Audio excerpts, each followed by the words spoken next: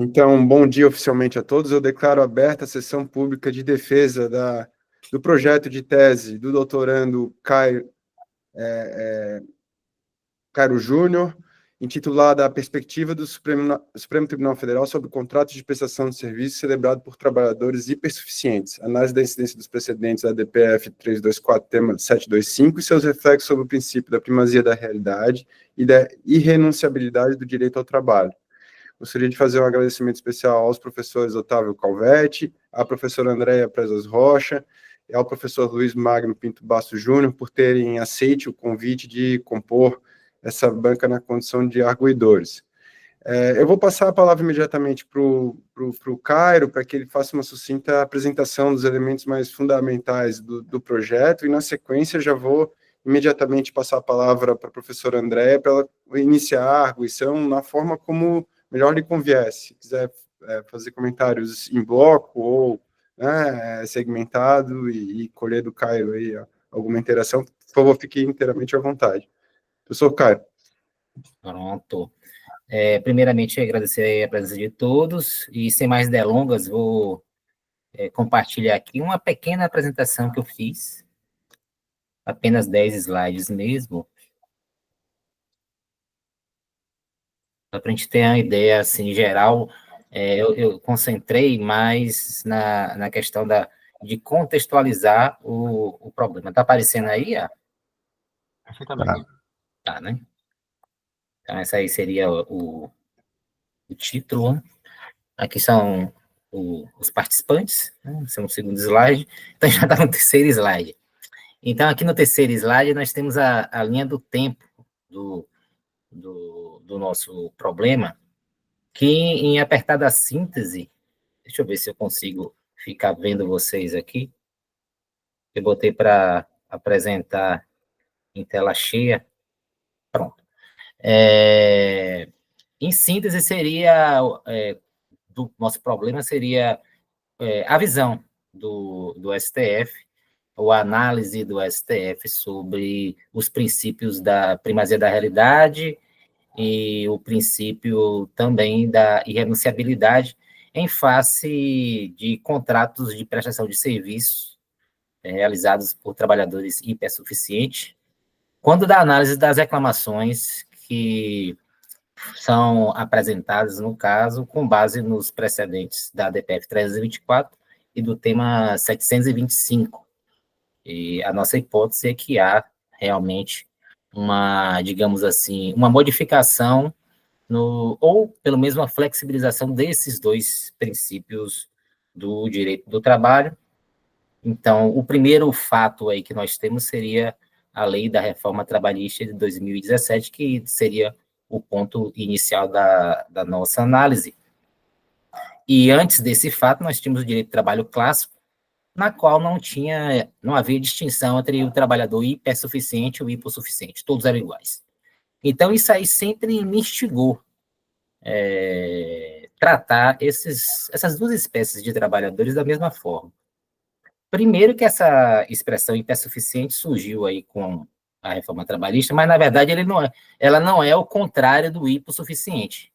E quando a gente fala de hipossuficiente, a gente analisa mais pela questão jurídica, ou seja, seria o outro do lado da moeda da subordinação. A subordinação jurídica deriva de um contrato, por isso que ela é jurídica, e não econômica e não técnica. Pelo menos, classicamente, os autores dizem isso. Já a hipersuficiência seria econômica, seria um padrão elevado de remuneração, e também técnica, porque seria um trabalhador com habilitação, com graduação, né? Pelo menos para essa questão de você poder renunciar a alguns direitos trabalhistas, ou então para você aderir à arbitragem. Mas o que a gente entende a partir desse ponto aí, já vou até para uma parte final, é que o STF ele avançou mais na interpretação desse dispositivo para, assim, em outras palavras, dizer que o trabalhador, assim como ele pode, dentro de um contrato de trabalho, renunciar a alguns direitos de forma válida, sem precisar digamos assim, de uma convenção coletiva ou de um acordo coletivo, ele permite que, em outras palavras, o próprio trabalhador afaste o regime jurídico trabalhista. Ou seja, é mais do que a própria reforma trabalhista. Porque a reforma trabalhista permite que, dentro do contrato de trabalho, você renuncie a alguns direitos trabalhistas. E o STF, ele, pelo menos aparentemente, né, que é uma pesquisa preliminar, ele está entendendo que o trabalhador hipersuficiente ele pode afastar totalmente e de forma válida e eficaz o próprio regime jurídico trabalhista. Então, vocês percebem aí que há esse avanço, que é uma tendência do próprio Supremo Tribunal Federal quando ele analisa questões trabalhistas. Tem a questão relativa à análise dessas reclamações por conta do quesito da aderência estrita. E a gente analisou durante muito tempo se seria necessário colocar no nosso trabalho essa questão dos precedentes judiciais e a questão da aderência estrita, e a gente chegou à conclusão, pelo menos preliminar, de que sim. Por quê? Porque a partir do momento em que o ministro ele declara que há uma aderência estrita a esses precedentes, os dois precedentes principais, tem outros, mas os principais são a DPF 324 e a 725, que tratam de terceirização, pelo menos de forma estrita. Mas quando o ministro ele fala, aqui tem aderência estrita, automaticamente ele já julga procedente a reclamação. Quando o ministro fala, aqui não tem aderência estrita, automaticamente ele julga válida a decisão trabalhista. Então, ele está intrinsecamente vinculado a essa questão da aderência ao precedente ao resultado da reclamação. Então, vou passar aqui de um em um para o próximo, 2017. Está aparecendo a CLT artigo 444?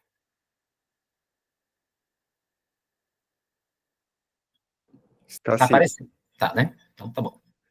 Então, esse marco inicial aí nós temos com a lei da reforma trabalhista, que criou essa nova figura do trabalhador hipersuficiente.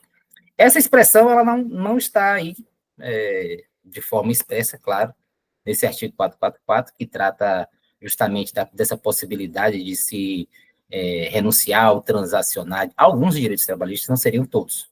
Seriam aqueles que estão lá no artigo 611-A. Então, a gente já tem uma ideia que o entendimento do STF, mesmo dentro do contrato de trabalho, já seria avançado, porque aqui a própria lei restringe alguns direitos que não podem ser transacionados ou renunciados, que, em apertada síntese, seriam aqueles que estão lá no artigo 7º da Constituição Federal. Então, isso aí seria o trabalhador hipersuficiente. Alguns doutrinadores utilizam outros termos, como trabalhadores não vulneráveis. Inclusive, alguns ministros do STF, eles não utilizam a expressão hipossuficiente ou hipersuficiente e optam por utilizar essa expressão que eu acabei de dizer, que são trabalhadores ou vulneráveis ou não vulneráveis. Essa expressão vulnerabilidade, vulneráveis, não vulneráveis, ela é mais típica do direito do consumidor. Ela não é muito utilizada por, digamos, nós, do direito do trabalho, que preferimos utilizar a hipossuficiência. Então, em um segundo momento, nós estamos aqui em 2018. Com a lei da reforma trabalhista, o STF ele foi instado a se manifestar sobre a constitucionalidade de diversos dispositivos. A maioria deles foram considerados constitucionais, que, pela lembrança que eu tenho aqui, o único que eu acho que não teria sido julgado constitucional, eu acho que foi em relação ao trabalho da mulher em ambiente insalubre, e outro que eu não me recordo aqui. Mas a grande maioria foi julgada constitucional. Inclusive a parte que trata da terceirização. Porque lá em 2017 a gente teve uma lei de terceirização no início, não sei se vocês lembram, e depois veio a lei da reforma trabalhista, que mudou alguns aspectos lá da terceirização para permitir a terceirização na atividade fim. E aí já tinha sido ajuizada essa DPF, e bem como o recurso extraordinário que gerou o tema de repercussão geral número 725. E lá em 2018, o STF reconheceu assim, a constitucionalidade da lei, consequentemente validando a terceirização, inclusive em atividades fins. E por que da importância desse julgamento? É justamente pelo fato de que essas reclamações trabalhistas que estão sendo propostas contra as decisões da Justiça do Trabalho, elas se utilizam desses precedentes, principalmente. Tem outros precedentes, como a ADC 66, por exemplo, que fala sobre a possibilidade do trabalhador prestar serviço por meio de pessoa jurídica.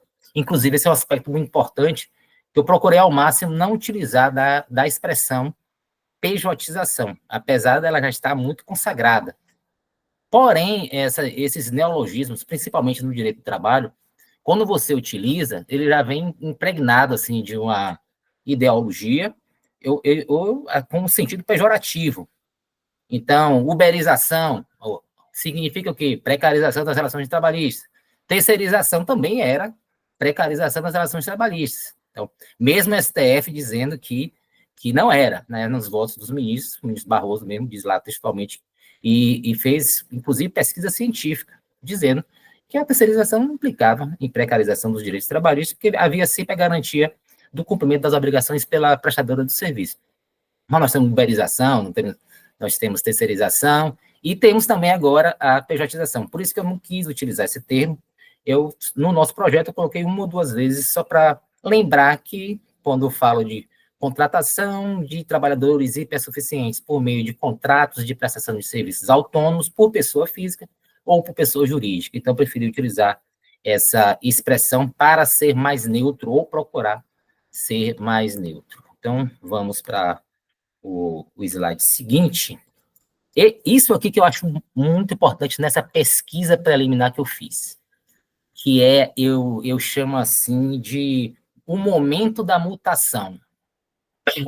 Porque a gente vivia em um momento em que as reclamações constitucionais elas eram direcionadas para o Supremo, para aquelas decisões da Justiça do Trabalho que tratavam de terceirização. Né? Terceirização seria esse fenômeno por meio do qual uma empresa contrata outra para prestar serviço. Então, no sentido estrito, terceirização seria isso. Porém, assim, eu vou dizer, do nada começou a surgir reclamações utilizando esses precedentes, mas para validar contratos de prestação de serviço, ou como pessoa física ou como pessoa jurídica. Então, nós do mundo trabalhista, a gente ficou meio perplexo com essa utilização e entendendo não ser a hipótese de ter uma aderência estrita.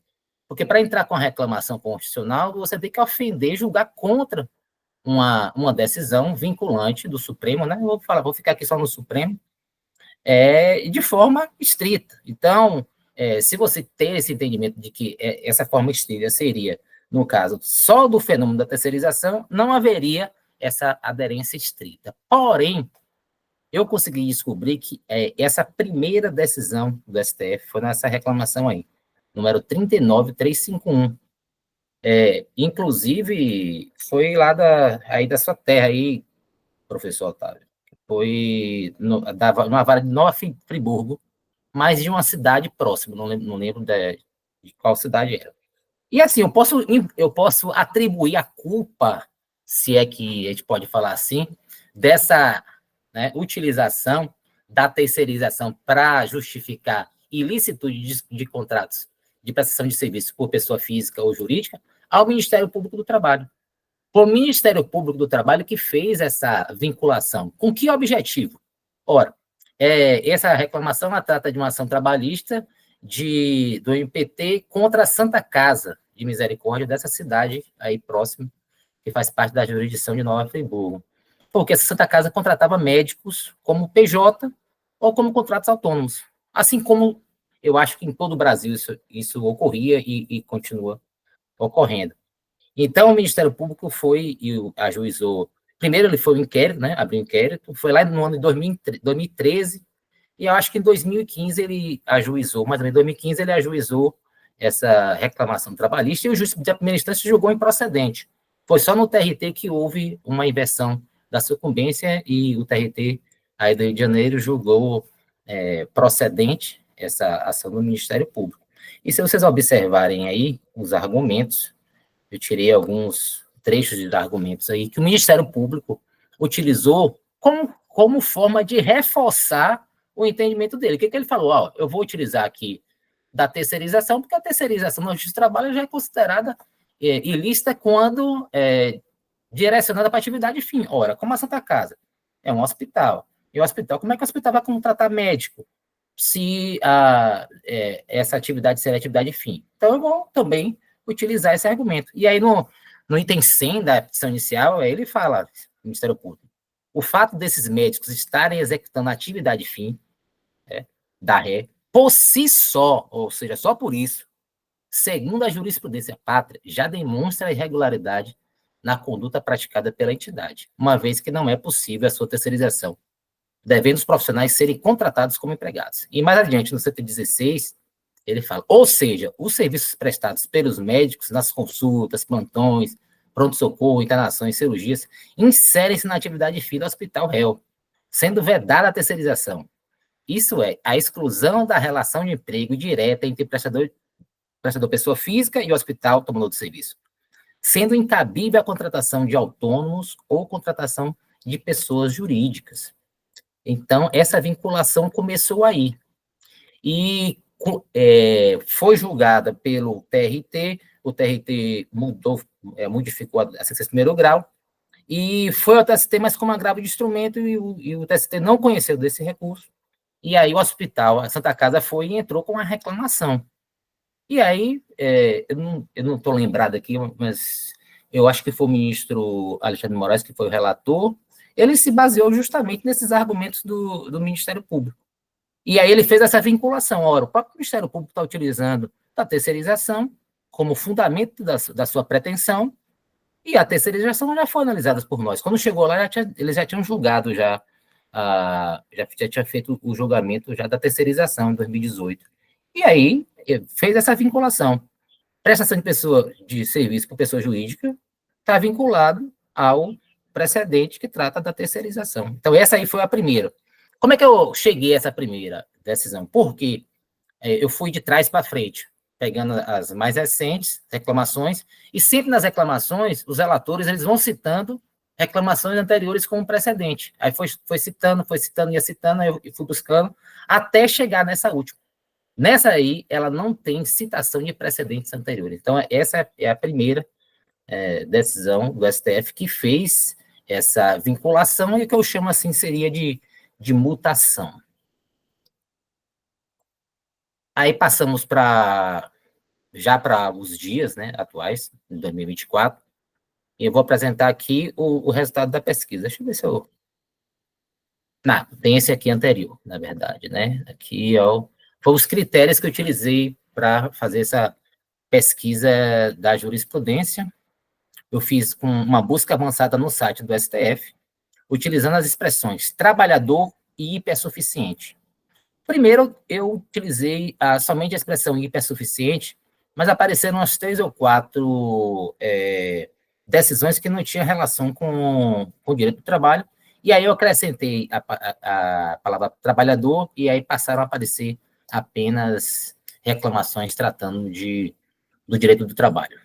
O recorte temporal é justamente a partir de agosto de 2018, que foi justamente o ano em que o STF julgou a DPF 324. Porém, a primeira decisão mesmo que apareceu é a partir de 2020, justamente depois daquela reclamação que eu acabei de citar.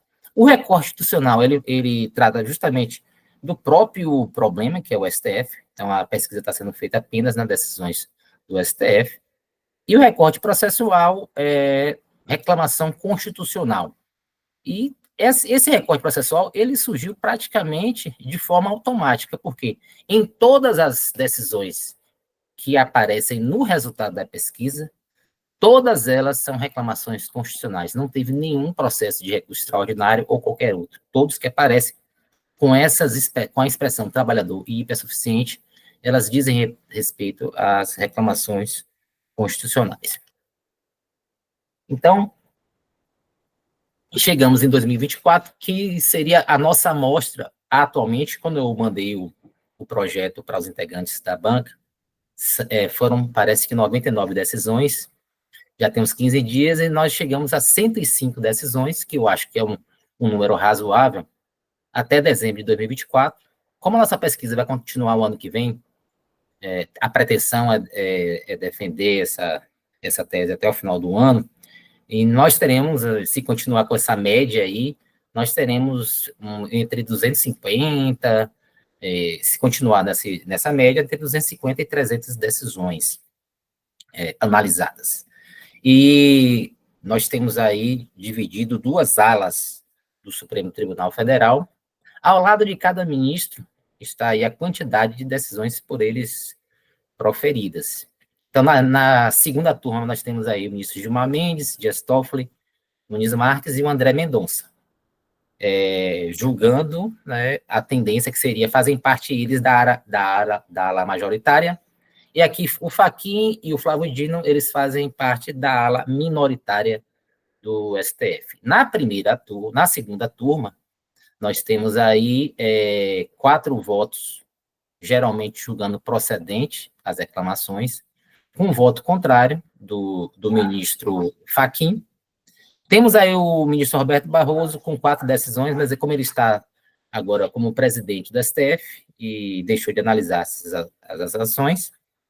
E na primeira turma, nós temos aí o Alexandre de Moraes, Carmen Lúcia, Luiz Fux e o Cristiano Zanin, também fazendo parte da ala majoritária. Então, em cada turma, nós temos 4 votos, geralmente a favor, ou seja, julgando procedente essas reclamações, e um voto vencido contrário. No caso do ministro Fachin, foi até interessante que durante um período, ele, defendendo a tese da colegialidade, ele passou a aderir ao entendimento majoritário, mas 1 semana ou 2 semanas depois ele desistiu e continuou mantendo o seu voto. E agora a gente vai para o último slide, que diz... Não, na verdade é o penúltimo slide, que é onde eu apresento o percentual de procedência e improcedência. Então, nós temos aí um percentual de 76,8% de procedência das reclamações e, consequentemente, cassando as decisões da Justiça do Trabalho, e 23,2% das ações julgando improcedente. Nesses 23%, nós temos tanto votos da ala minoritária quanto votos da ala majoritária. E aí que reside também a importância dessa pesquisa, de identificar o porquê da ala majoritária ter votado pela improcedência dessas reclamações. Em uma primeira análise preliminar, nós observamos que esses integrantes da ala majoritária, eles exigem que haja uma contratação por escrito. Então, se ajuiza a reclamação sem um contrato por escrito, então, geralmente, eles julgam improcedente. O outro requisito é que o trabalhador ele seja hipersuficiente, ou então, utilizando de outras expressões análogas. Isso aí, ele nos leva a concluir que, digamos assim, muitos integrantes da Justiça do Trabalho, ou até pesquisadores, dizem agora basta que a empresa faça um contrato de prestação de serviço para que se ajuize uma reclamação perante o Supremo e ele anule as decisões da Justiça do Trabalho. Mas não é assim. Não é a toda a categoria de trabalhadores que o STF tem reconhecido a procedência das reclamações. Mesmo na ala majoritária, eles não têm julgado procedente as reclamações como se trata de trabalhadores vulneráveis.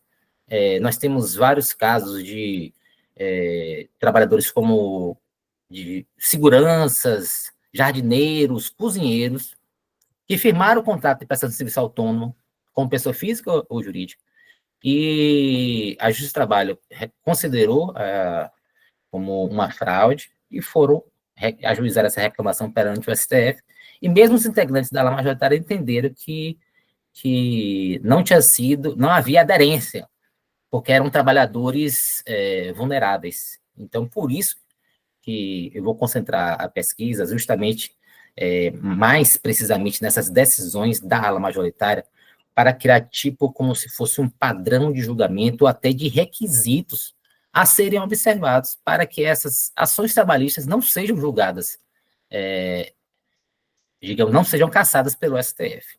E, por fim, aqui, terminando, seria, além de julgar improcedente, no caso, ao contrário, além de julgar procedente reclamação, aí nós temos um encaminhamento que é feito pelos ministros, ou seja, o encaminhamento decisório.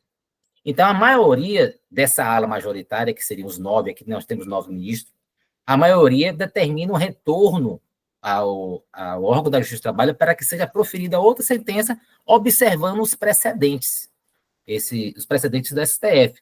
Talvez com o objetivo pedagógico do juiz ou integrante do tribunal utilizado o precedente. Temos essa outra ala aqui que julga improcedente a reclamação trabalhista, ou seja, ele não retorna para a Justiça do Trabalho, ele automaticamente julga procedente a reclamação e já na sequência diz que a reclamação trabalhista é improcedente, ou seja, caça a reclamação trabalhista e já dá o resultado pela improcedência. Por fim, nós temos aqui um novo posicionamento do ministro Gilmar Mendes. O ministro Gilmar Mendes pensava também determinando o retorno da decisão, ou às vezes também julgando improcedente, mas o que ele observou em que algumas situações a Justiça do Trabalho estava, quando voltava para a Justiça do Trabalho, se dava uma sentença um pouco diferente, mas mantendo a relação de emprego. E aí, no último mês, ele mudou de posicionamento e passou a defender a tese de que a Justiça do Trabalho seria incompetente. Então, ele reconhece que o contrato é válido, julga procedente a reclamação, e ao invés de determinar a remessa para o órgão da Justiça do Trabalho, ele diz que é incompetente e determina que seja mandado para a Justiça Comum.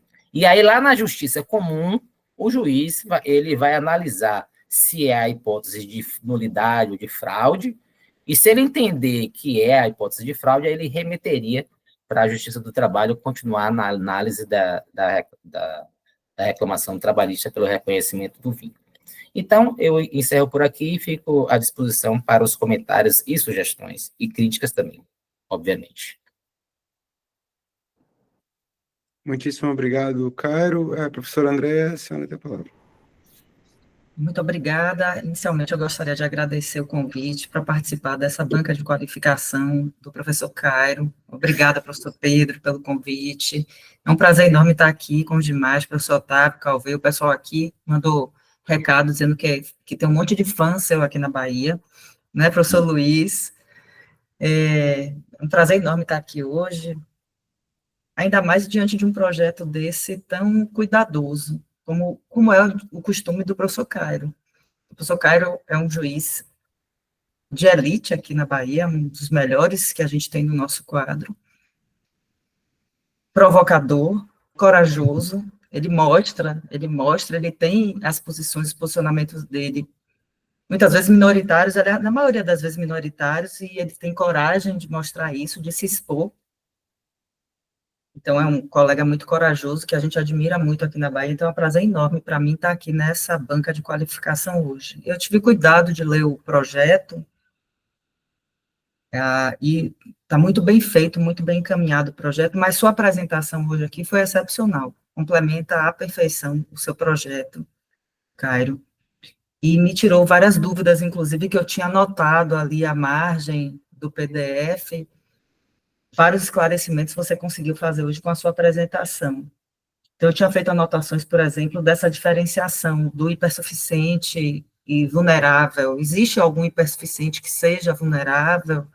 Acho muito importante que você, quando for desenvolver a sua tese, você faça esse destaque dos julgamentos do STF em relação aos hipossuficientes.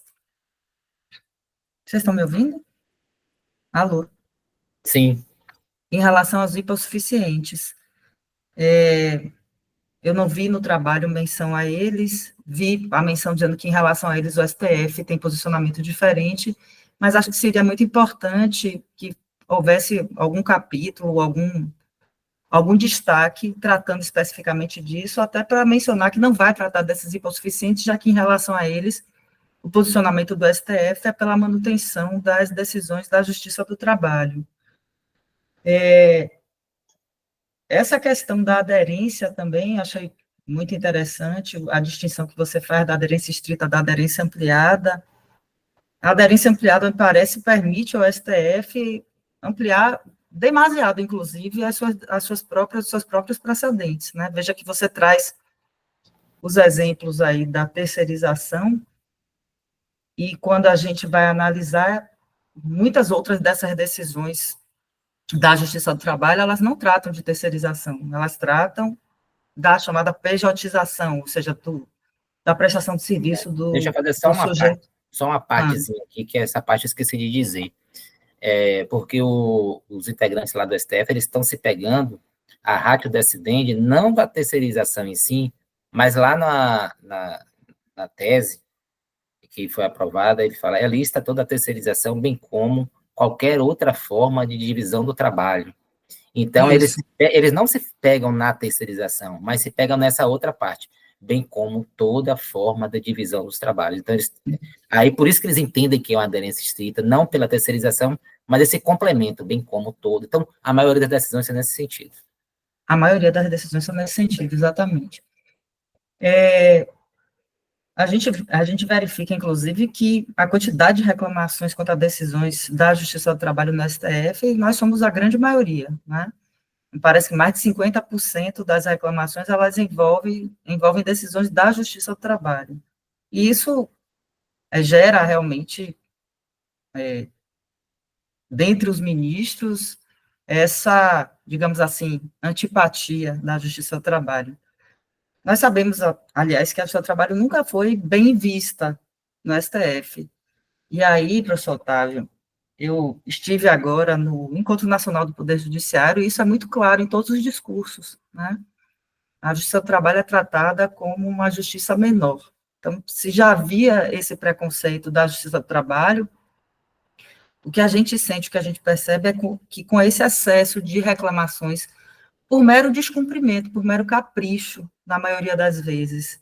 Eu já vi casos de decisões que o STF diz assim, olha, está errado, vocês estão julgando contra precedente, volta para julgar, e aí, talvez por isso o ministro Gilmar Mendes tenha mudado de posicionamento para declarar nossa incompetência, e volta, e o colega vai de novo, descumpre novamente, e aí eu não estou nem falando de primeiro grau, que poderia ser corrigido isso no segundo grau pelo tribunal, mas no segundo grau, a gente tem visto isso no segundo grau, e isso os ministros têm visto como um assinte, um desrespeito aos precedentes do STF. Doutor André, me perdoe uma interrupção, mas inclusive no TST, né? No TST, Sim, do TST. Reclamações, inclusive, talvez até de maneira mais empática que eu tenho acompanhado. Eles não conseguem conversar entre eles, professor Luiz. Deveria haver um diálogo entre esses tribunais superiores para convergir em algum sentido, porque o caminho que eu tenho percebido é cada vez mais retirando a nossa competência, ou seja, está minguando a gente pela retirada da competência. Daqui a pouco não vai sobrar mais nada. Não vai sobrar mais nada. E tudo isso, pela percepção que eu estou tendo até agora, e o trabalho de Cairo é fantástico para a gente conseguir mapear isso, e eu vou ficar ansiosa aí por essa tese, pelo livro que ela vai virar depois, né? É isso que a gente tem visto, esse desrespeito aos precedentes, às decisões do STF, tem gerado cada vez mais a retirada da nossa competência, esvaziando a Justiça do Trabalho. Né? Esvaziando a Justiça do Trabalho. E outra coisa, Cairo, que eu acho que você não trata, é que essas reclamações, elas têm sido recebidas pelo STF, mesmo sem esgotamento das instâncias aqui na Justiça do Trabalho. Ou seja, a reclamação é de tudo, é de decisão do TST, de TRT, de juiz de primeiro grau, é reclamação em relação a tudo. Então, talvez também fosse interessante tratar de algo nesse sentido na tese. Eu estou falando aqui, mas claro que você vai ter o seu corte metodológico para o trabalho, inclusive, não ficar gigante demais, e a gente termina perdendo o controle com isso, mas são só sugestões que vêm à cabeça, inclusive na medida que você foi foi falando disso, né?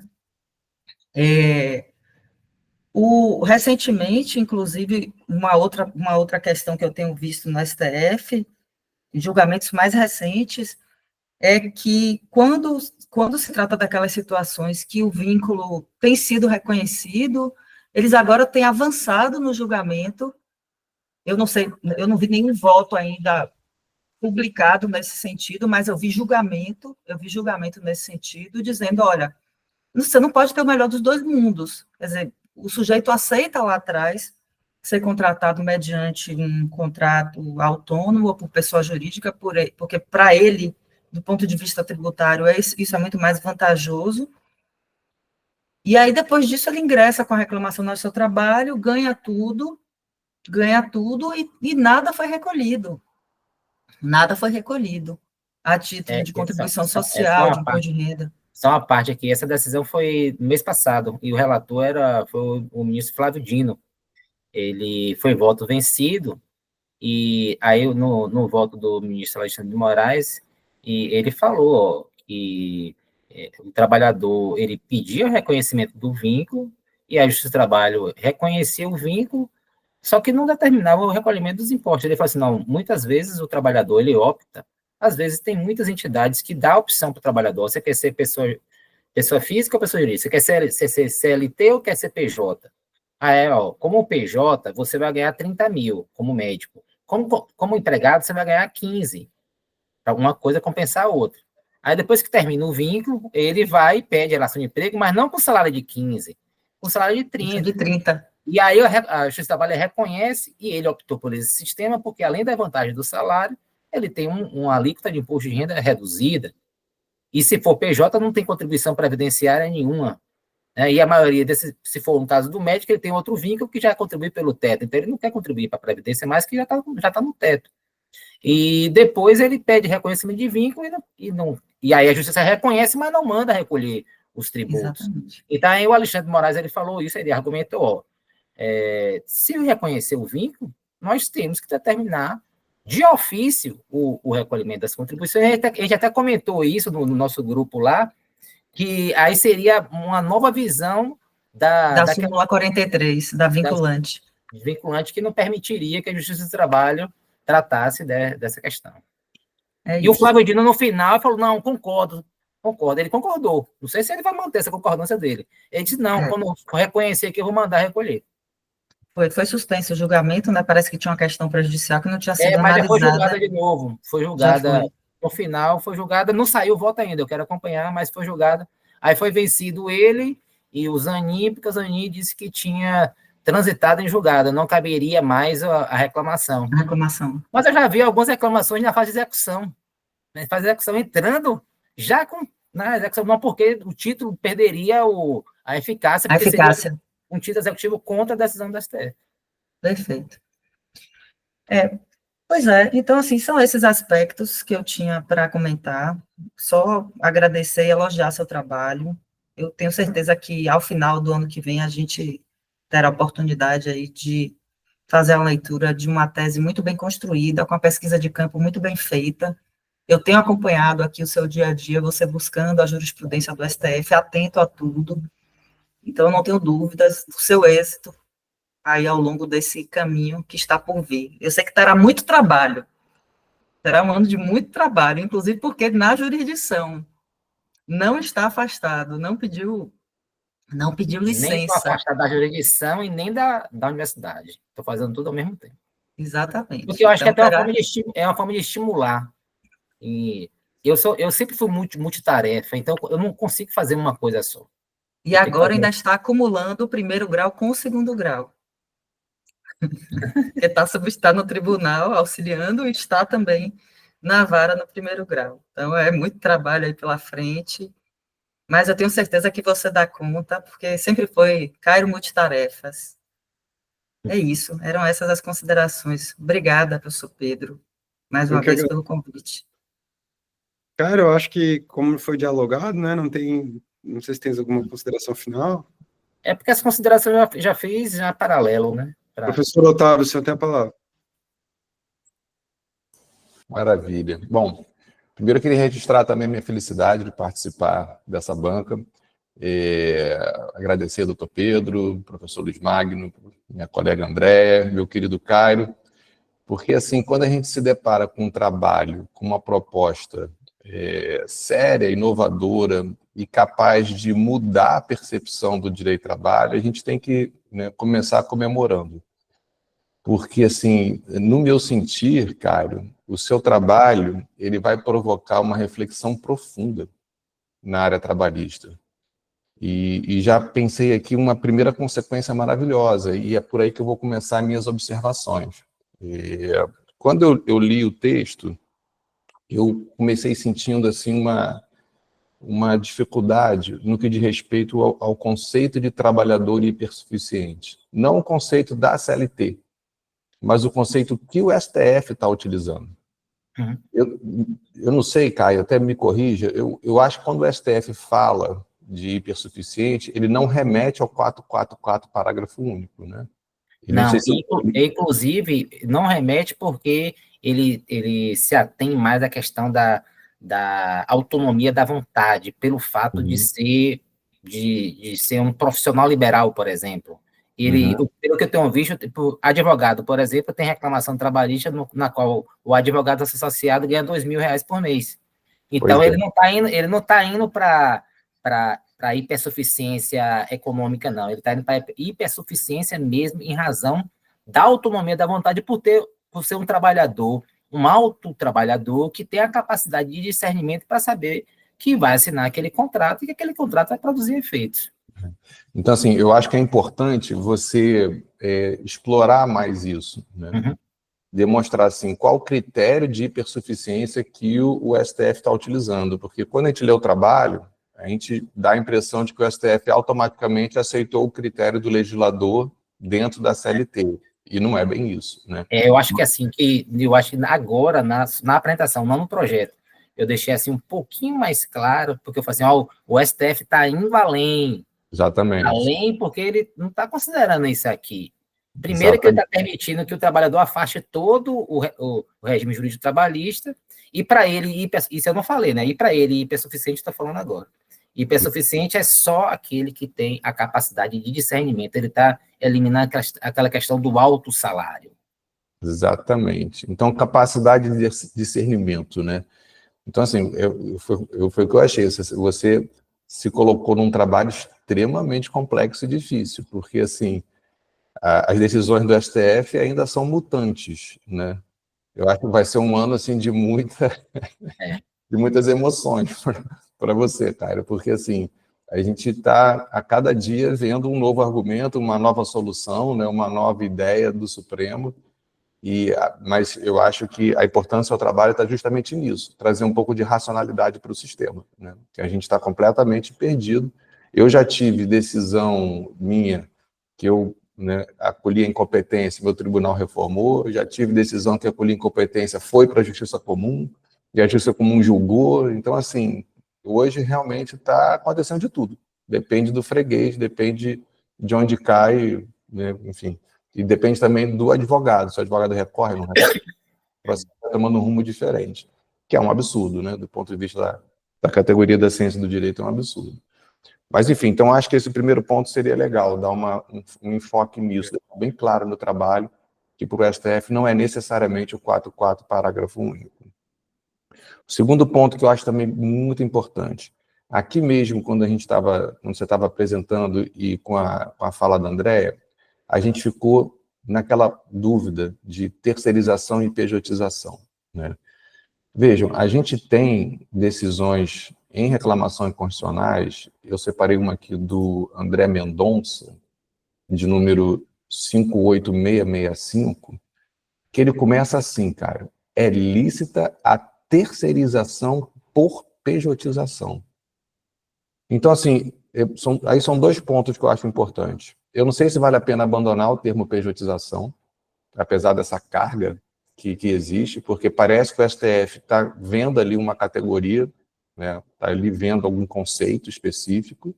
Então, não sei se... Aí você reflete, né? Não sei se vale a pena abandonar essa categoria, até porque eu vejo como diferente um contrato de autônomo pessoa física para pejotização. Para mim, são duas coisas distintas. Quando eu me pejotizo e trabalho pela minha PJ, eu não estou fazendo contrato de autônomo. Acho que são duas categorias distintas mesmo. Eu não sei se vale a pena não tratar disso de forma diferenciada, com toda a carga pejorativa que tem a pejotização.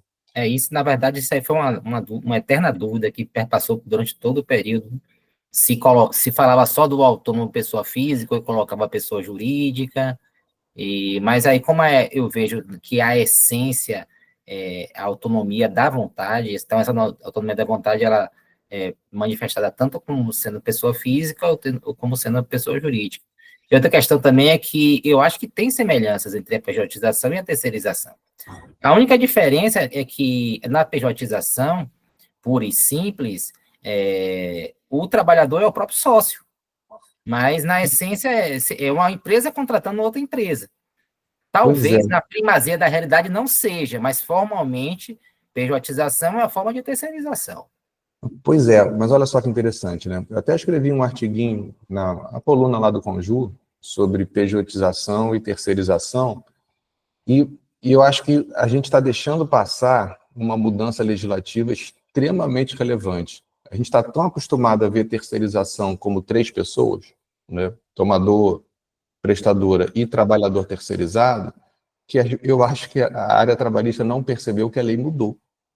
Quando a Lei 6.019 hoje conceitua, né, esse fenômeno, lá no artigo 4º-A, primeiro, ela não chama de terceirização. Já começa por aí. Né? E terceirização é um nome doutrinário. Né? A lei não usa essa denominação.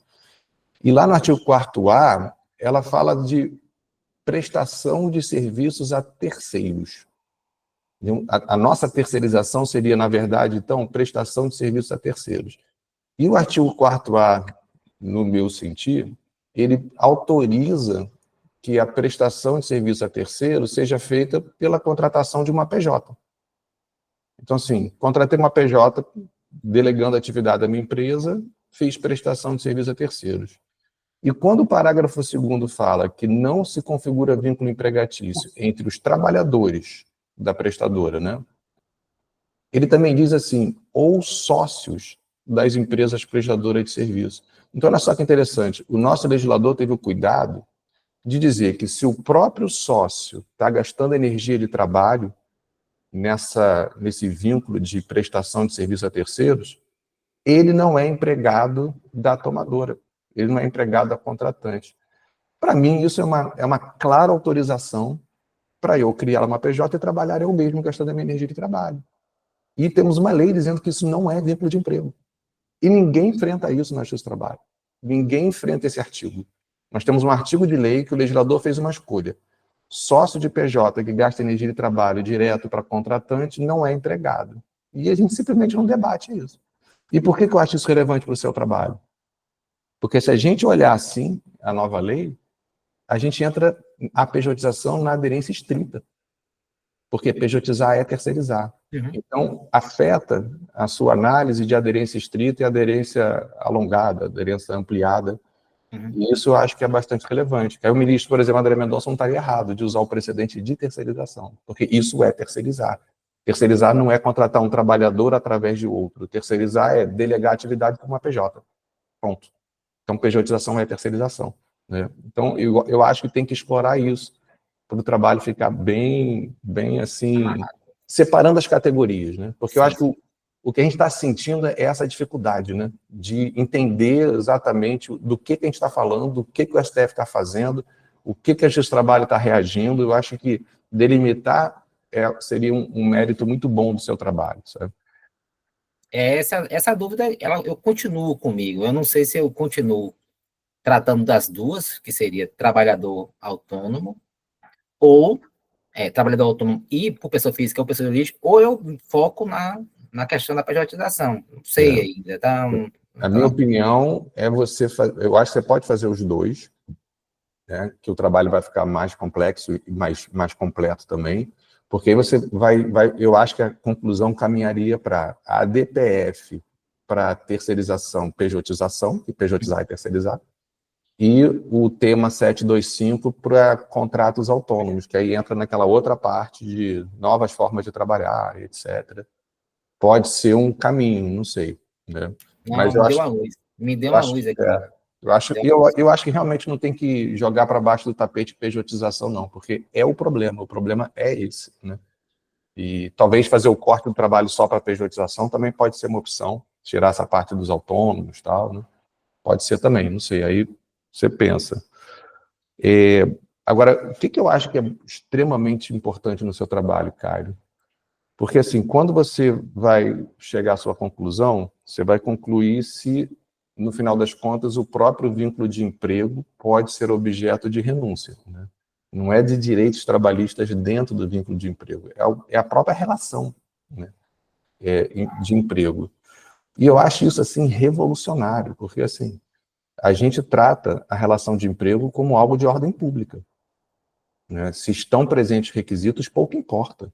A gente sabe que o julgamento tradicional do justiça do trabalho é esse, né? Você pode pegar lá Essa semana eu peguei uma ação trabalhista, o sujeito pedindo 9 milhões de reais, porque quer que agora, depois de tudo, analise só os requisitos do artigo 2º e 3º, esquecendo todo o resto, né? Ou seja, se estão os requisitos, é ordem pública, é obrigatório, tem que ter vínculo, porque interessa ao Estado que tenha vínculo de emprego. Essa é a nossa visão tradicional, né? E o seu trabalho vai caminhar mostrando que o STF está mudando isso, está entendendo que o próprio vínculo de emprego pode ser objeto de ato de disposição, né? E aí isso me traz uma outra reflexão, como a Andrea falou, assim, a grande questão, então, é saber da autonomia da vontade. É o papel disso, está desenvolvendo o seu trabalho. E separar o vulnerável do não vulnerável, ok. Mas aí, olha só como o seu trabalho pode ir longe, cara. Se a gente chegar a essa conclusão, o vulnerável devidamente assistido também poderia fazer essa escolha. Por que não? Porque o direito é o mesmo, a natureza do direito é um só. Eu não posso dizer que os direitos trabalhistas têm naturezas diferentes conforme o patamar socioeconômico do destinatário. A natureza jurídica é uma só. Então, olha só o que eu já imaginei aqui agora de consequência. Será que pode ter uma negociação coletiva, né, para contratação de trabalhadores vulneráveis como PJ? O fundamento seria o mesmo, porque o hipersuficiente ele tem os mesmos poderes do hipossuficiente assistido pelo sindicato. Entendeu? Então, assim, eu acho que nem precisa abordar isso no trabalho, eu acho que foge da temática. Sim. Mas eu estou pensando aqui como é importante o que você está fazendo, porque isso vai gerar uma conclusão que eu acho certa, tá? Eu já estou convencido disso, de que as pessoas, desde que devidamente assistidas e preservadas em suas manifestações de vontade, têm poder de escolha. Eu vi um caso concreto de uma faxineira aposentada, que trabalhava na empresa, se aposentou, parou de trabalhar. Um ano depois ela pediu para voltar. Aí a empresa perguntou para ela, olha, beleza, pode voltar, o que você prefere? Você já está aposentada. Carteira assinada com 2 mil ou PJ com 4 mil? Ela quer o PJ com 4 mil. Beleza. Bom, o Ministério do Trabalho foi lá, autuou, não sei o quê, o Ministério Público do Trabalho, a empresa está lá toda encalacrada por conta desse negócio. Aí eu pergunto, qual foi o problema para a área trabalhista disso? Ela está protegida? Ela está aposentada? Assim, então, só porque ela é pobre, ela não pode escolher? Eu rico, posso. Né? Só uma parte aqui, isso já acontece com o trabalhador doméstico e diarista. Sim. Qual a diferença na essência da pessoa que trabalha em sua casa? Se você está observando o trabalho de uma diarista e do trabalho de uma empregada doméstica. Na essência, não tem diferença nenhuma. Exatamente. Tem diferença nenhuma. Então, acho que o seu trabalho vai ter esse grande mérito, sabe, de ir desmistificando e colocando as coisas nos seus devidos lugares, porque, afinal de contas, tem algo que a gente esqueceu há muito tempo. Relação de trabalho é uma relação privada. A regra é você escolhe o que é melhor para você. Se a gente perceber que existe ali abuso, que a gente perceber que existe necessidade de intervenção, aí ok, a gente faz a intervenção, seja pelo parlamento, seja pelo judiciário, mas essa essência privada a gente esqueceu há muito tempo. A gente trata o direito de trabalho como se fosse ele todo de ordem pública. Então, isso acho que é um resgate que o STF está permitindo, que eu acho que você vai identificar bem. Tá? E por último, Caio, para não estender muito, assim, eu tinha notado aqui algo que você acabou falando também na apresentação, que são as decisões que reconhecem a incompetência. Né? Eu acho que tem que estar no trabalho também essa referência. Ainda que hoje seja minoritária, mas eu acho que também tem que ter essa referência não para desenvolver no trabalho, Uhum. isso mereceria um outro trabalho de processo, né? Sim, De sim. como fixar competência, né? Quais são os critérios agora? Mesmo porque você vê que criou uma espécie de um Frankenstein, né? A decisão final, porque você manda para a Justiça Comum, a Justiça Comum vai, analisa, se identifica que houve fraude, manda para a Justiça do Trabalho. É complicado isso aí. É. Mas também o que a gente sempre fez é complicado, porque a gente reconhece a fraude É. sem desconstituir a PJ, o cara fica com dois vínculos no ar, né, simultaneamente, fica por isso mesmo, ninguém trata desse assunto. É tudo muito mal feito, na verdade. Se você parar para pensar, o que a gente vem fazendo há décadas é mal feito, né? Eu acho que tem que ter uma amarração melhor. E a gente está nesse processo de transição, né? Eu acho que, assim, o que o STF tem visto e analisado é que as ações trabalhistas, elas são, assim, por conta do princípio da simplicidade, as pessoas chegam lá, então, aqui tem subordinação e tal, e simplesmente esquecem de um instrumento de um negócio jurídico que foi pactuado, não fala nada sobre a vontade que foi, não diz que tem coação, sequer fala que tem coação, no máximo diz que tem uma fraude lá, presumida, uma fraude econômica, e joga e simplesmente o juiz reconhece que tem a relação de emprego, mas não fala nada sobre aquele instrumento. Sim, esse contrato que foi escrito aqui, que foi assinado, o que você tem a dizer sobre isso? Pois é. E a gente levou isso a um tal ponto, como você falou, não tem nem alegação de vício. Por quê? Porque a gente trata os requisitos de vínculo de emprego como de ordem pública. Você não precisa alegar nada, é estar presente. É quase que, né, a primazia da realidade absoluta, né? Está presente, acabou, né? Então, acho assim, o seu trabalho vai trazer uma contribuição para a nossa comunidade trabalhista, assim, essencial. Acho que você está no caminho certo. Queria parabenizar aí a sua disposição de fazer isso. Desejar boa sorte em 2025, porque vai ser árduo, você ir lidando aí com todas as novidades que forem surgindo. E seria interessante você ir atualizando a gente também, porque eu estou bastante curioso aí com o caminhar do trabalho. Tá? Parabéns, fica à disposição e obrigado pela oportunidade. Professor Pedro. Obrigado, professor. Inclusive, a minha página de pesquisa, ela não apaga aqui, é uma das 15 janelas que eu tenho aqui no computador. Então, aí, como atualiza, aí eu já vejo, a gente está em 105. Amanhã, quando eu acordar, eu vou ver. Se está em 106, eu vou acompanhando online. Está pior do que meta, tá pior do que meta do CNJ, isso. Eu sou Caio, está 106, tá? Eu acabei de olhar. Você acabou de olhar? Aí, tá vendo? Aumentou mais uma. Antes de passar a palavra para o professor Luiz Magno, eu tinha uma pergunta a fazer para o professor Otávio e para a professora André, que são especialistas na área, de algo que me chamou a atenção no projeto, uma questão mais assim metodológica, né, que eu fiquei em dúvida para saber se fica de pé ou não. Uma das hipóteses que o Cairo quer trabalhar é que o STF, ao analisar essas reclamações, estaria emprestando uma nova leitura para os princípios né, da irrenunciabilidade e da primazia. Vocês acreditam que esse é um caminho viável, uma hipótese viável, essa defesa, ou talvez a abordagem devesse ser outra?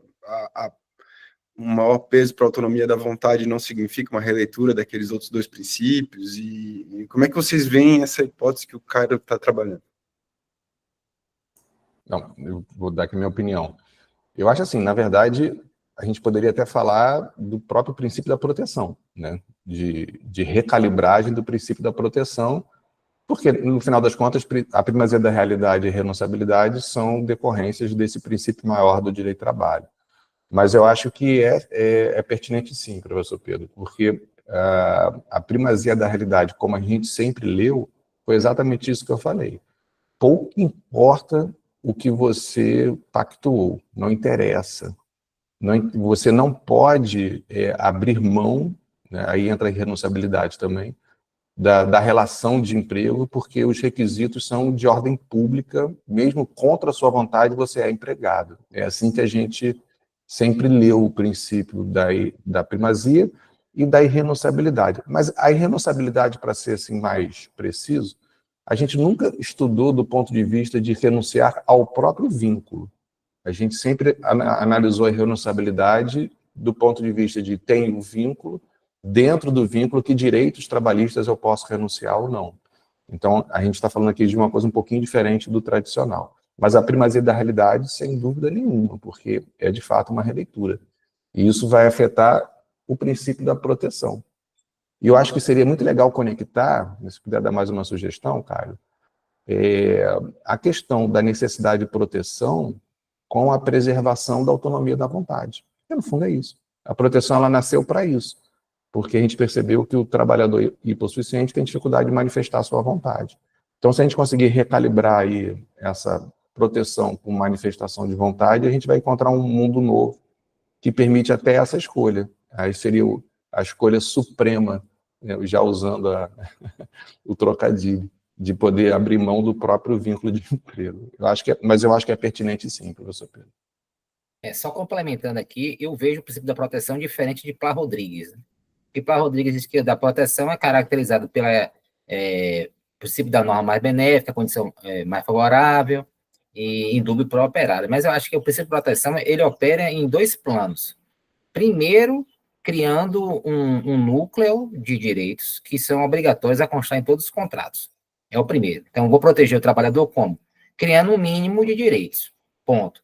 E o segundo seria proibir que o próprio trabalhador renuncie a esses direitos. Porque se você criar os direitos e permitir que ele renunciasse a todos os direitos, na prática o direito de trabalho não existiria. Então, a proteção, para mim, ela atua nesses dois planos. Criação de um contrato mínimo superregulado, com vários direitos previstos, tá, para beneficiar o trabalhador, e, em um segundo momento, proibindo que o trabalhador renuncie a esse direito. E aí entraria justamente o princípio da autonomia da vontade restrita, e que implica também na questão da irrenunciabilidade desses direitos. Mas é interessante, Caio, porque assim você pode dizer que o trabalhador hipersuficiente também goza do princípio da proteção, e o princípio da proteção não foi afetado com o hipersuficiente da CLT, porque eu tenho esse contrato mínimo assegurado e eu só permito, a partir dali, né, a negociação de direitos trabalhistas. Então, assim, isso aí é uma discussão também muito profunda, né, de como que a gente vai calibrar, porque, no meu sentir, eu concordo contigo, cara, eu acho que a proteção ela não foi vilipendiada com a reforma trabalhista, o que houve foi uma calibragem do exercício de autonomia de vontade. Qual é o sarrafo para eu poder negociar individualmente? Eu estou supondo que o STF, ao julgar essas reclamações, não entra nesse nível de profundidade do debate, né? Então, a gente tem que inferir que ele está relendo, recalibrando esses... Para mim, é justamente esse o mérito do meu trabalho, aqui, modéstia à parte, porque quando você vai ler as sentenças, as decisões dele não falam nada. Então, é meio que implícito. Então, a gente precisa de um trabalho para mostrar o que significa aquela ali implicitamente, o que o STF está querendo dizer, entendeu? Concordo. Ótimo. Então, professor André, tem mais alguma colocação antes de a gente passar para o professor Luiz? A observação que eu ia fazer era justamente essa. O STF ele não diz absolutamente nada. Então, a interpretação que a gente está extraindo é isso. Ou seja, a autonomia da vontade, de que forma a autonomia da vontade tem sido lida pelo STF e qual a consequência disso no princípio da proteção. Tá. E aí, talvez você fazer a escolha pelo princípio da proteção mesmo, Caio. Sim, eu já pensei também nisso. É porque eu acho que o princípio da proteção ele é um conjunto de outros subprincípios mais amplo. E aí eu fui... Porque tem outros princípios que não tem... que envolvem também a proteção, mas que não vai ser abalado com isso. Mas, claro que esses dois princípios, eles fazem parte do Mas a primazia da realidade é muito claro, muito claro. Né? Principalmente na medida que o STF... E eles... deveria ser feito... Perdão, doutora. Não, e o STF, ele diz claramente sobre os contratos. Existem contratos celebrados, normalmente contratos escritos, e esses contratos valem. Ou seja, completamente diferente das conclusões que a gente faz sobre a primazia da realidade. Desculpe, professor, pode falar. O professor Luiz já tem a palavra. Concordar. Já colocou, já assumi a palavra. Bem, bom dia a todos. É uma grande honra estar participando desta sessão. Agradeço o convite do Pedro e, sobretudo, a conversa, eu vou chamar assim, ultra qualificada, que tive a oportunidade de presenciar, de muito aprendizado para mim. Começa falando, meio que dizendo que eu sou um pouco estranho no ninho nessa discussão, mas que me parece que talvez eu possa, justamente pelo fato de ser um estranho no ninho,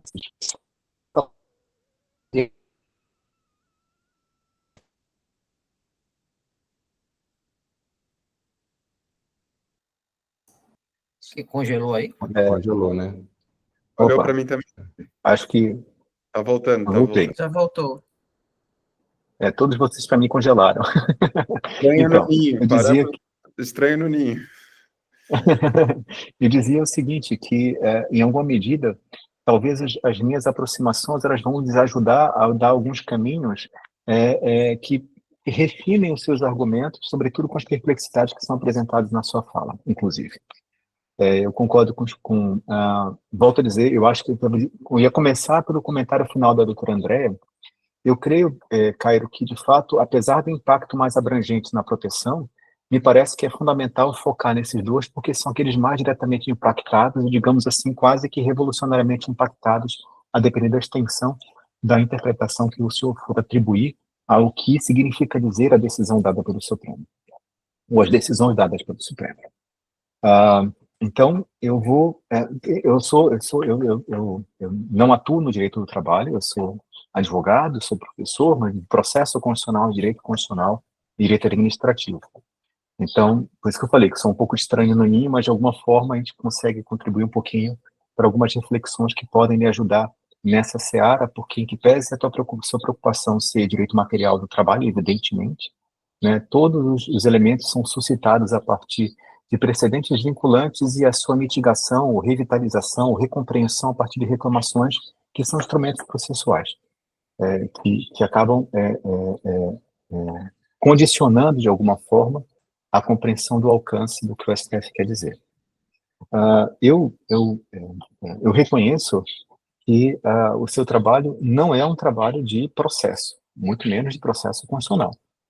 Mas me parece que, para que consiga extrair alguns elementos da discussão, sobretudo a proposta que foi encaminhada pelos colegas dessa banca, talvez alguns elementos possam lhe ajudar a conseguir construir aquilo que o STF não diz, porque ele não vai dizer isto nas reclamações pela fragilidade ou pela peculiaridade das reclamações e pela falta e pelas discussões, em grande maioria, serem feitas com base em posicionamentos monocráticos, e os agravos regimentais, eles não muitas vezes refletem o posicionamento do colegiado, porque eles são corroborados, ou são reafirmações do resultado baseado na argumentação dada pelo ministro.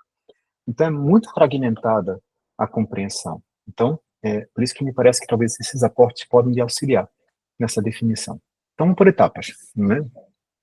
Me parece que valeria a pena não exatamente estar presente um capítulo sobre isto, mas a leitura de algumas obras de referência sobre precedentes vinculantes podem lhe ajudar a definir alguns conceitos operacionais que serão utilizados, na minha opinião, ali na frente.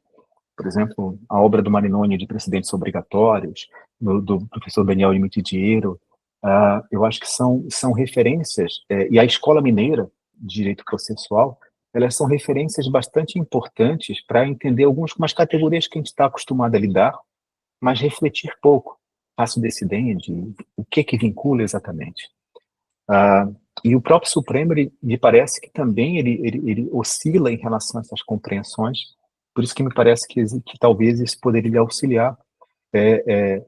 Volto a dizer, não necessariamente de colocar um capítulo, um tópico, eu não sei como estruturar isso, não queria interferir diretamente na sua forma de construção do seu trabalho, mas essas referências eu acho que fazem falta para que possa fazer algumas inferências no seu trabalho. Por que eu digo isso? Porque o primeiro passo que a gente precisaria saber é, afinal de contas, o que é que o STF decidiu na DPF e no tema de repercussão geral. Porque na imensa maioria das vezes, o Supremo e nós reproduzimos a tese sem que a gente consiga ter a exata dimensão do que foi decidido naquele caso. A gente está tão acostumado ao falar de precedentes tratando-os como súmulas, como enunciados sumulares, sem compreender exatamente que quando se fala de precedente nessa sistemática do common law, etc., é um conjunto, é um conjugado de resultado com fundamentação para que se chegue a esse resultado. E justamente por quê? nessas reclamações, nessas extensões de compreensão do Supremo, a gente acaba, são tão fragmentadas, são curtinhas, que a gente não consegue estabelecer em que medida essa conexão se dá em relação ao que foi decidido previamente. Então, eu acho que aí sim me parece que é importante que o senhor trabalhe no texto explorando um pouco mais os precedentes pretéritos de caráter vinculante, sobre o que está na essência da motivação. Dentre os diferentes acordos, votos que foram proferidos lá atrás, qual é o elemento comum desses votos? Porque eu não posso reproduzir o que está na ementa, porque o que está na ementa é escrito pelo Barroso. Não necessariamente aquilo que foi fruto de uma discussão específica. A gente conhece o professor Barroso, conhece da percepção que ele tem, do papel que ele atribui ao Supremo, e por via de consequência, que a gente está querendo trabalhar numa sistemática de redefinição conceitual da teoria da proteção do trabalhador, acho que a gente precisa ter esse passo inicial de tentar afunilar um pouco mais aquele debate que foi travado, porque ali foi um debate travado, e um debate em que teve decisões, teve uma opção clara do Supremo em assumir algumas premissas, mas talvez não todas aquelas que estão na ementa. Eu desconheço, eu não aprofundei a leitura do documento, não é da minha área de atuação, apesar dessas reclamações, dessas questões, elas são muito tratadas no processo constitucional, porque é uma da nova função da reclamação, o exemplo característico da DPF 325, então, no fundo, a gente acaba chegando nessa discussão, mas não a minha leitura da decisão não é sobre o ponto de direito material. Mas, enfim, eu acho que é importante que no começo do seu trabalho você mergulhe um pouco mais na discussão do precedente qualificado, para que consiga entender ou identificar o que eu posso qualificar como sendo o consenso, ou o mínimo, ou base consensual, para que se chegasse à decisão que chegou. Isso vai ajudar bastante uma análise crítica, ou uma análise positiva em relação ao que o trabalho que o Supremo faz lá na frente na reclamação. Acho que isso vai, talvez, dar luzes e vai reforçar ou ajudar na sua argumentação para fazer as inferências que pretendes fazer na análise jurisprudencial das reclamações. Então, essa é a primeira consideração que me parece que eu acho que é interessante. Enfim, volto a dizer, eu sou um outsider, né? Eu sou alguém que não trabalha com direito material do direito do trabalho. E, no fundo, portanto, tome como referência as considerações apresentadas, elas não têm nenhum caráter de condicionante de absolutamente nada. Tá? Só para deixar claro, fiquei muito à vontade nesse sentido. O segundo ponto, eu também acho que seria importante, e aí sim, seria importante que no teu trabalho tivesse algum elemento que pudesse tratar de maneira sistemática a reclamação constitucional. A falta de alguns aspectos conceituais, normativos e de evolução do que a reclamação constitucional acabou talvez dificultando um pouquinho algumas análises e aquelas perplexidades que o senhor apresenta sobre os resultados diferentes que o Supremo dá na reclamação, talvez fique mais fácil de você apontá-las e tratá-las se tu destinares um tempo curto. O seu trabalho não é sobre reclamação constitucional, o seu trabalho não é sobre processo constitucional, só que me parece que tem que estar presente esses elementos que vão lhe ajudar. E, basicamente, são 3 aspectos de reflexão que eu acho que são importantes para a pesquisa que o senhor pretende estabelecer. Primeiro deles, há uma discussão sobre as funções que são atribuídas à reclamação. Tem um livro do George Abold, está até aquele moladinho, grandinho, né? Depois eu posso passar a referência, mas não só ele, né? Existem chamadas funções contemporâneas à reclamação.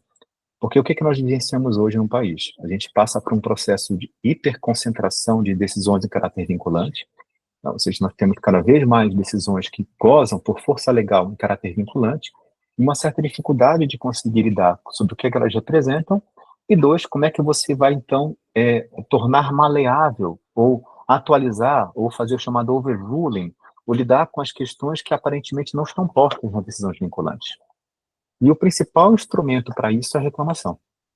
Então, a reclamação tem sido utilizada de maneira inicialmente assistemática pelo Supremo, mas acabou sendo a ferramenta por meio do qual o Supremo calibra suas decisões vinculantes. Vamos chamar a expressão que eu adorei do doutor Otávio hoje pela manhã.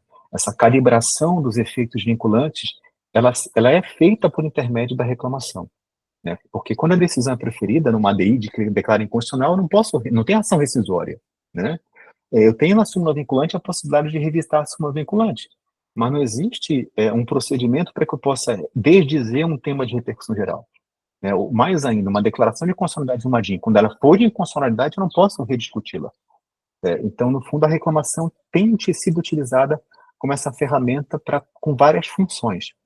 E o professor Jorge Zaboldi, com alguns autores, fala de função cognitiva, integrativa, preventiva, extensiva, que acaba, na verdade, em síntese, dizendo o seguinte: olha, a reclamação é uma ferramenta que, apesar da Constituição não falar isso, apesar do CPC não falar isso, ela é utilizada para que a gente consiga calibrar as decisões vinculantes dos tribunais superiores. Acho que isso vai ajudar bastante na identificação de, afinal de contas, que papel tem sido desempenhado para as reclamações do Supremo. Segundo ponto, eu acho que isso vai ajudar bastante na discussão sobre aderência estrita e ampliada, porque, obviamente, que a sua preocupação de análise de recorte é por força do enquadramento dado e aquilo que admite e não admite a reclamação para fins de aplicação dos precedentes em relação à terceirização ou em relação à atuação por intermédio de pessoa física ou jurídica, que é o seu objeto de análise. Só que talvez um passozinho nessa discussão sobre, afinal de contas, quais são os pressupostos de admissibilidade da reclamação, que a decisão, paradigma, a estrita aderência, ela tem uma série de requisitos que o Supremo tradicionalmente afere para conseguir identificar a aderência ou não aderência, para justificar a reclamação, que são utilizados na definição da aderência estrita ou ampliada. Talvez isso ajude um pouquinho mais, inclusive, eventualmente, a fazer aquela discussão que o professor Otávio lhe sugere, em relação, eventualmente, a dizer, olha, né, na verdade, talvez o ministro Fachin, ou o Zanin, não esteja tão errado assim. Mas talvez, é por isso que me parece que trazer o que a doutrina apresenta sobre essa diferenciação de decisão paradigma e decisão reclamada, talvez reforce, ajude a fazer essas distinções e análises ali na frente. E a terceira coisa que eu acho que é importante trazer de reflexão da reclamação constitucional é o debate sobre os efeitos da decisão. A reclamação constitucional, quando ela nasce com um caráter de desconstituição. Então, a reclamação não é um recurso. A reclamação não tem efeito substitutivo da decisão anterior. Ela tem efeito desconstitutivo da decisão. Por isso que a decisão, se eu analisar nua e cruamente, quem está correto é quem manda para o tribunal redecidir, porque a decisão do Supremo, ela caça os efeitos, ela deveria fazer isso, pela lógica da reclamação. Ela caça os seus efeitos, mas ela não tem o poder de substituir a decisão reclamada. Porque, pela definição conceitual do que reclamação é. Mas, justamente, talvez, e não perceber, por isso não ter sido suficiente para evitar que, se essas reclamações continuem chegando, você muda a natureza daquilo que é atribuído à eficácia para tentar suplantar uma outra alternativa.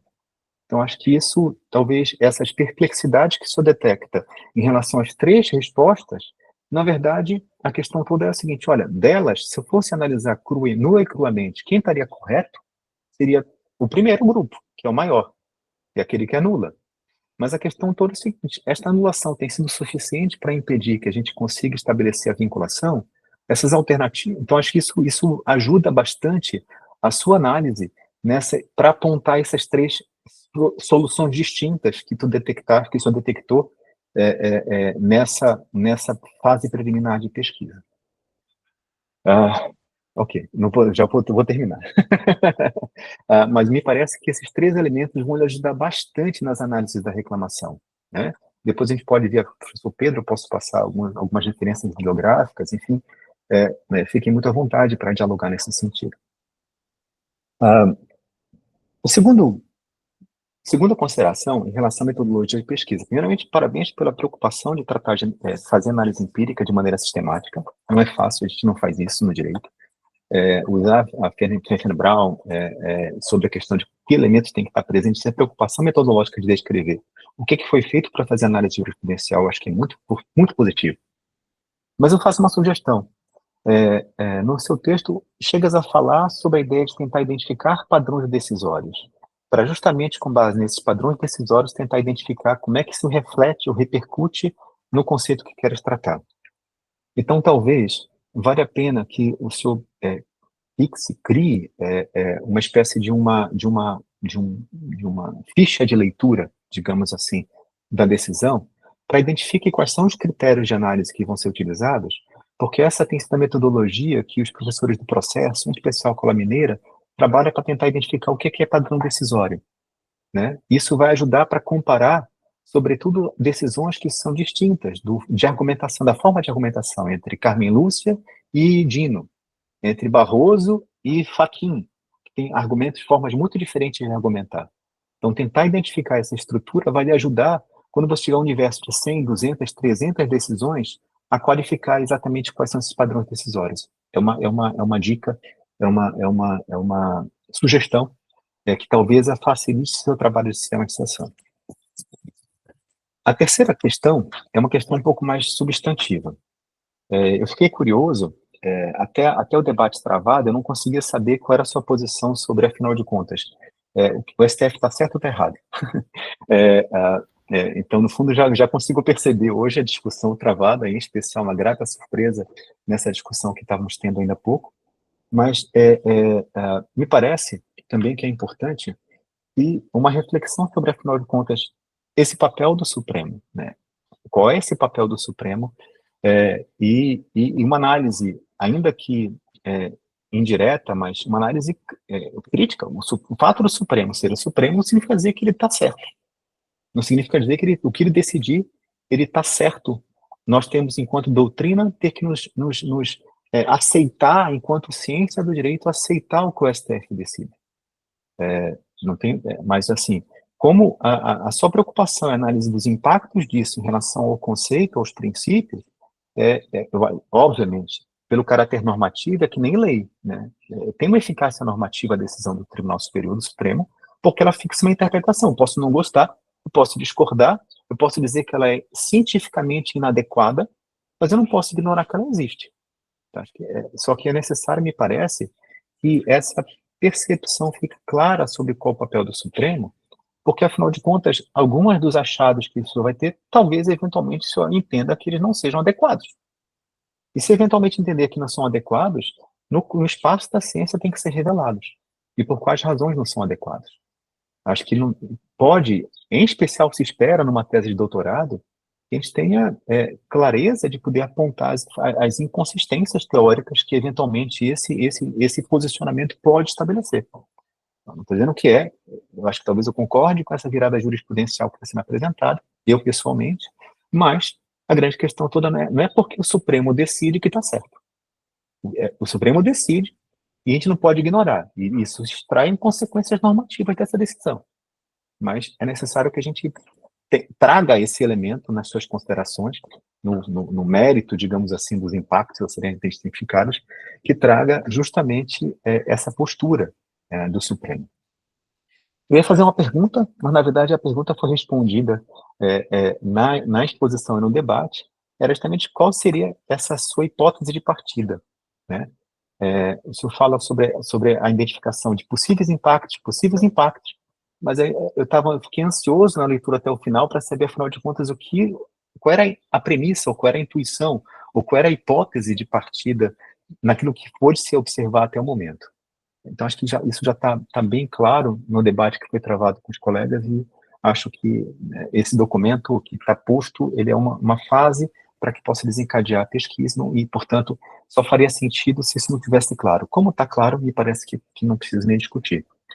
E acho que a ideia de recalibragem, vamos usar a nova expressão do professor Otávio, ela é muito, muito feliz. E ela acaba trazendo um elemento que no direito constitucional é relevante, que é justamente sobre a questão desta ponderação de princípios, essa ideia de que os princípios eles não são fórmulas herméticas fechadas, estão sujeitas a um fluxo do tempo, e esse esforço de acomodação recíproca de princípios que são contraditórios, eles representam uma calibração nesse princípio, nessas ideias. Então isso está muito, muito em consonância com a teoria constitucional, com a compreensão dos papéis de direitos fundamentais. Acho que é um caminho muito relevante e, sem sombra de dúvidas, eu creio que a sua contribuição será, de fato, muito relevante para o direito ambiental, administrativo ambiental, olha os fatos falhos, muito relevante para o direito do trabalho e, em especial, para essa compreensão do que é o papel do Supremo, qual é o papel de uma Suprema Corte no país. Suas ordens, eu falei que ia ser rápido, mas eu menti, não fui tão rápido assim. Mas agradeço demais a possibilidade de dialogar com os senhores e aprender muito nessa manhã. É só um comentário rápido, professor. Sobre a pergunta, na minha opinião, eu acho que sim, que o STF está correto. Na verdade, meu primeiro projeto, eu queria defender isso e utilizar a decisão do Supremo para fundamentar a minha opinião. Só que aí eu percebi que ia ser muito massacrado no meu meio, então eu preferi fazer o contrário, fazer um projeto de tese para tentar descobrir o que o STF está querendo dizer. Então, porque eu me escondo atrás do STF. E continua sendo um trabalho científico. Porque se eu chegar e falar, é isso, o STF está certo, está certo, está certo. Então, para o nosso meio, você não tem uma coragem que o professor Otávio Calvet tem. Então, eu não quero ser visto e conhecido como, né? Que eu já sou conhecido como o primeiro juiz que deu aquela sentença, né? E aí eu já fiquei com esse estigma. E aí eu falei, não quero não, eu vou fazer ao contrário, eu vou estudar as decisões do STF e analisar o que o STF está querendo dizer ali. Então, mais minha opinião é essa. Em relação à questão das reclamações, do direito constitucional, então, o professor Pedro já tinha me alertado também. Então, foi uma questão mais de tempo para deixar um projeto mais... Porque o projeto, ele nunca acaba, né? Se você deixar 5 anos, o projeto vai fazendo, vai mudando, vai acrescentando, você vai ter que parar aqui. Mas o professor Pedro já tinha me alertado para essas questões de tratar dos precedentes, pegar... Eu lamento, professor Cairo, que na verdade a tese nunca acaba, ela acaba quando o prazo termina. E o projeto muito mais, né? Mas foi isso, o professor Pedro já tinha me alertado e vai constar assim, com certeza. Em relação àquela análise, eu queria só, para encerrar, mostrar aqui a minha tabelinha, deixa eu ver aqui, uma tabelinha que eu fiz aqui já. Peraí, nesse aqui da barra grande, tem que ter cuidado para não mostrar outra coisa. Mas não é nudes, não. Muita tela aberta aí. A minha tela tem muita janela, calendário. Deixa eu ver se eu consigo achar a barra grande. Aqui, isso aqui.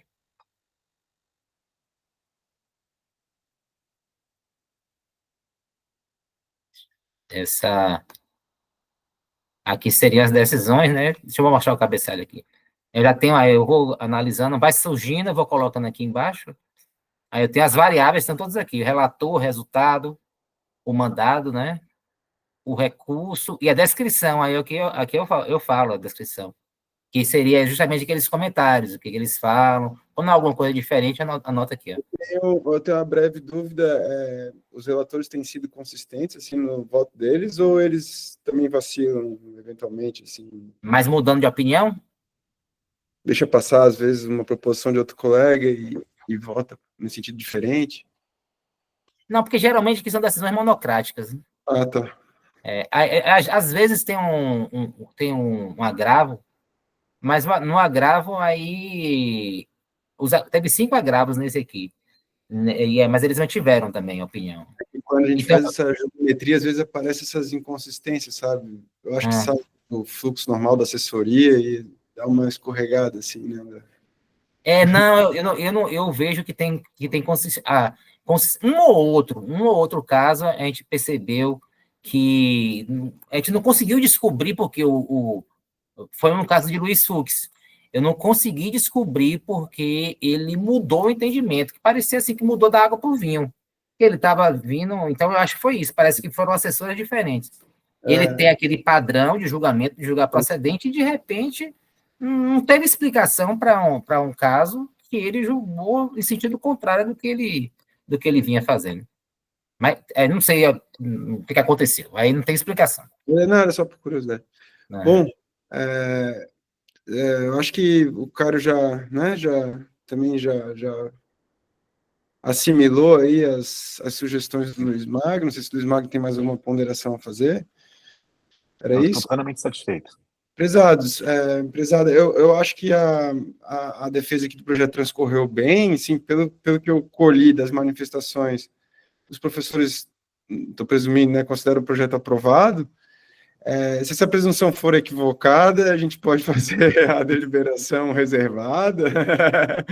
Eu estou ansiosa por ver o resultado disso. Vai ajudar muito a gente, né, Otávio? Vai ajudar muito aí. A gente arrumar as ideias. Considerar ele aprovado, né? Eu vou fazer circular com o Cairo depois a ata para colher a assinatura digital de vocês, se nos permitirem. E era isso, Caio. Acho que foi suave, né? Foi tranquilo. Queres fazer o uso da palavra aí para o fechamento da sessão? Mas assim, eu sou uma pessoa mais sumária, simples. O André me conhece, né? Eu não gosto de muitas delongas, não. Eu vou aproveitar, né? Tem firulas. Mas você gosta de provocar, sim, viu? Eu ia fazer Sim. essa retificação do seu depoimento. Gosto, mas eu não quis bater de frente mais, não. Eu já bati de frente. Eu vou fazer para mim é um trabalho propositivo. E para ver se a gente consegue recuperar alguma coisa e tal. Então, eu vou fazer nesse sentido. Mas eu concordo, eu acho que é mais uma questão do próprio STF em si, ele tem essa nova perspectiva das relações trabalhistas. O próprio Barroso, quando ele vai julgar uma causa trabalhista, ele tem lá um checklist que ele faz, dizendo por que ele está jogando, ele usa em todas. Eu acho que, inclusive, nessa do Uber, ele vai utilizar, e a tendência a tendência do STF, tá? A Uber cai com ele. O STF está com essa tendência de... Ele é prevento nesse caso? Não, não, quem é o relator é o Fachin vai julgar contra, né? O Fachin ele tem, digamos, a gente não tem ninguém da ala trabalhista hoje no STF, a gente tinha o Marco Aurélio, tinha a Rosa Weber, também tinha o Ricardo Lewandowski, que era, eu chamava de bancada trabalhista, né? Apesar de nem todos serem trabalhistas, mas todos eles saíram e aí ficou só o Fachin. Então, o Fachin ainda sustenta essa ala trabalhista, e o Dino também, como o Dino ele foi presidente da associação da JUF, né? Não sei se vocês lembram ou sabem. Então, ele tem um contato muito grande com o pessoal da Anamatra e tudo, que eles conversam sempre. Então, ele está mantendo, assim, essa ala trabalhista. Mas a tendência da STF é, digamos assim, de um sentimento mais liberal em relação às questões trabalhistas. Eles sempre colocam isso nas decisões. Ele diz assim, nós temos que... A Constituição, ela não privilegia o trabalho sob a forma do emprego. Quando a Constituição fala lá que o primado do trabalho, a livre iniciativa, não significa necessariamente que tem que ser um trabalho subordinado. Então, o trabalho como valor, o trabalho humano, independentemente de ser subordinado ou autônomo. Então, eles batem muito nessa tecla. Então, eu acho que a tendência do STF em todas as matérias trabalhistas é seguir essa ordem aí. No mais, é só agradecer mesmo pelo tempo. Faz sentido. Cairo, parabéns até aqui. Muitíssimo obrigado, professor Otávio, professor Luiz Magno, professora Andréia. Foi um prazer, uma satisfação poder contar com a colaboração de vocês. Esperamos poder fazer nas duas bancas que se seguem agora na UFSC. Agora não, né? Na UFSC a gente tem uma pré-defesa de tese, para ver se o trabalho está no rumo, que acaba funcionando como uma defesa definitiva. Então, se tiver alguma cacetada para dar na pré-defesa da tese, para daí sacramentar, né? E cumprir a formalidade. Então, já fica aqui o convite antecipado. E, de novo, muitíssimo obrigado e desejo bom dia a todos. Tchau, obrigado. Obrigado, gente. Parabéns, Cairo. Tchau, parabéns, Cairo. Tchau. Parabéns, Caio.